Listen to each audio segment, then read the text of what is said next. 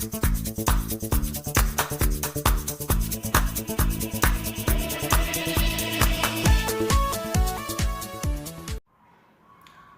all, welcome back to my channel Gateway to Computer Science. Today we will be discussing about the shortest remaining time first, SRTF. It is preemptive scheduling algorithm. It is basically shortest job first but with preemption. Okay, and why is it like shortest job first? Because this criteria is also burst time. Whichever process has less time to complete, then that will be given CPU first. But this has the preemption criteria. Preemption means again it will be also based on arrival time. Okay, we'll understand this. When I'll solve this, I guess you will be clear with this concept. Okay, so shortest remaining time first is the shortest job first with preemption. Okay, so this is our example which we'll be solving today for understanding SRTF. If you haven't subscribed to my channel yet, please subscribe, support, motivate me to come up with more topics. Now let's understand this. Okay, we have processes P1, P2, P3 and P4 with arrival time 0, 1, 2, 4 and burst time 5, 3, 4, 1 respectively. This is our Gantt chart. Always starts with 0 no matter what the arrival time is. If there is no arrival time, I mean if the process is not come at 0, then it will be in the idle state. We had seen it in the previous example. So now we have 4 processes, arrival time, burst time. Based on this, we will be having to calculate the completion, turnaround, waiting and response time. Okay. Now you see, it is based on burst time. You see all the processes. P4 has the least burst time. Then comes P2, then P3 and then P1. But you see, P4 arrives at 4. Can CPU be idle till that time? No, because there are other processes already waiting in the ready queue. So, as soon as the process whichever arrives will be given to the CPU, because it can't be idle, then it will be waste. Now, then what is the use of all this shortest job and all criteria? So, whichever process comes first will be given.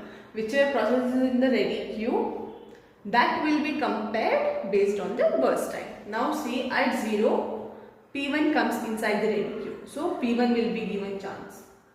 And as I had told earlier, let's solve this in chunks so that it will be easy for you to understand and so that you don't get confused. Okay. Now see, P1 comes at 0 and will only execute it for 1 second and see if any other process actually comes. So when P1 gets executed for 1 second, the burst time changes from 5 to 4. Okay. Now see, at P2, the process is already arrived. At 1 second, P2 has already arrived. Now you see, check between P1 is already in ready queue, P2 has arrived. Now check between both of these which has the shortest time, P2, right? So we will give the chance for P2 to execute. Again, for how many seconds? For 1 second. Okay. Now see, let's just draw the ready queue here.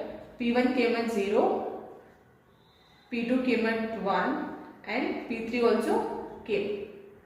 Now all of these processes are already present in ready queue, P1, P2 and P3.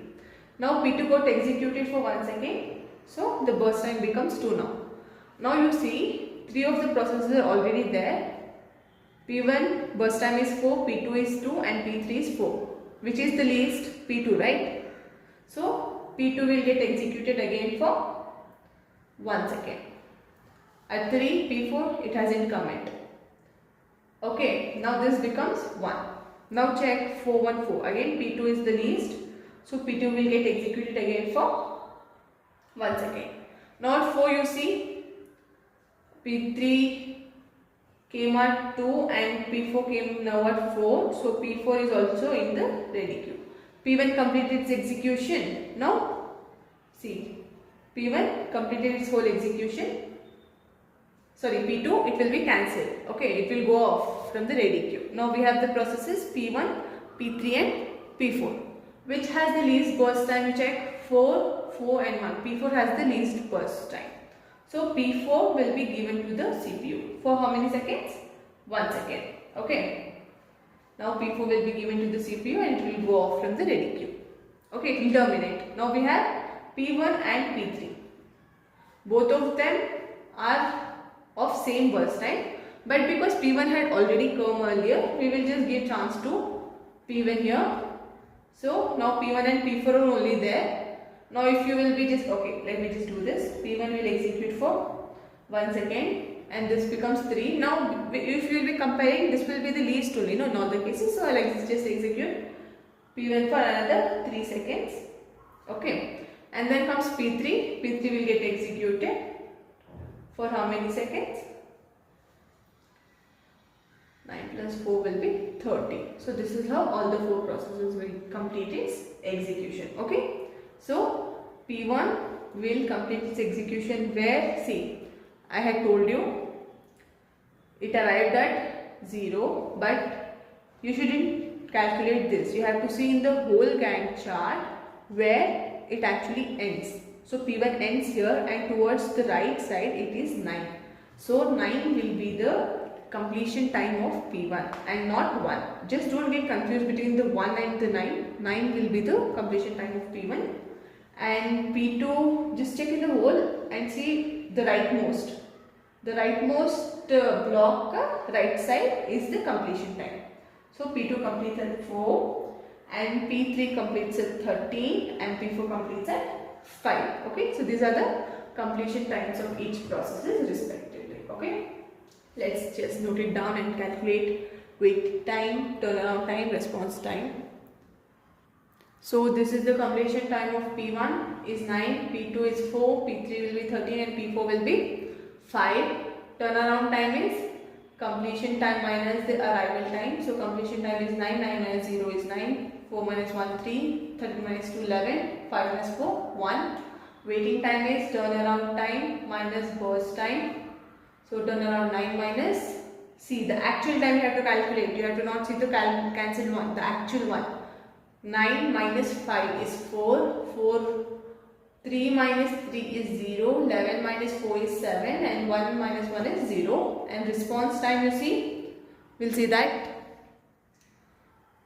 P1 got the CPU at 0, P1 arrived at 0. So 0 minus 0 is 0.